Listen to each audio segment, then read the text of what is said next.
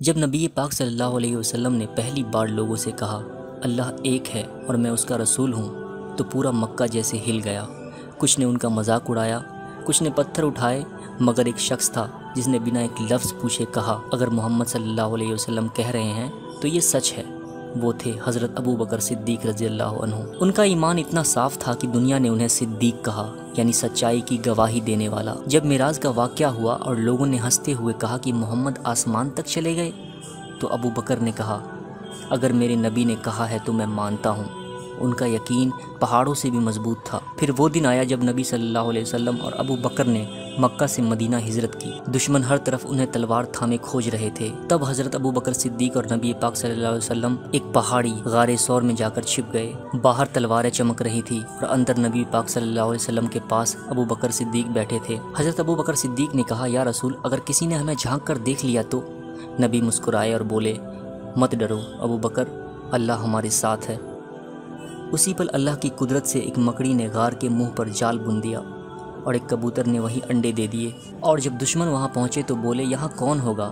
اگر کوئی اندر گیا بھی ہوتا تو جالا کب کا ٹوٹ گیا ہوتا، اور وہ چلے گئے۔ ابو بکر صدیق رضی اللہ تعالیٰ عنہ کے آنکھوں سے آنسو بہہ نکلے، ڈر کے نہیں بلکہ اس کرشمے پر حیران ہو کر جو صرف اللہ ہی کر سکتا ہے۔ وہ پل ان کی زندگی کا سب سے بڑا سبق بن گیا کہ جب انسان کا ایمان سچا ہوتا ہے تو اللہ خود اس کی حفاظت کرتا ہے۔ مدینہ پہنچنے کے بعد ابو بکر صدیق رضی اللہ تعالیٰ عنہ ہر وقت نبی کے ساتھ رہا کرتے تھے، غزوے میں، صلاح میں اور مسلمانوں کی مدد میں۔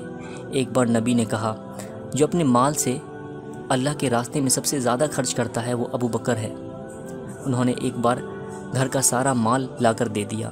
جب پوچھا گیا اپنے لیے کیا چھوڑا تو بولے اللہ اور اس کے رسول کو۔ جب نبی اس دنیا سے رخصت ہو گئے تو پورا مدینہ رو پڑا، لوگ سنبھالے نہیں سنبھل پا رہے تھے۔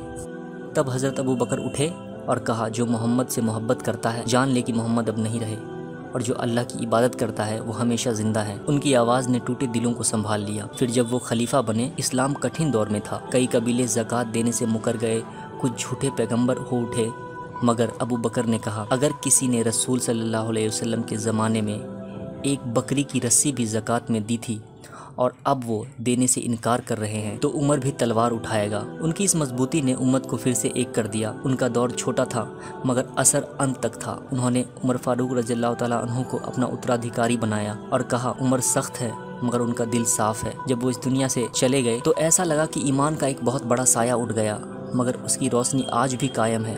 حضرت ابو بکر صدیق رضی اللہ عنہ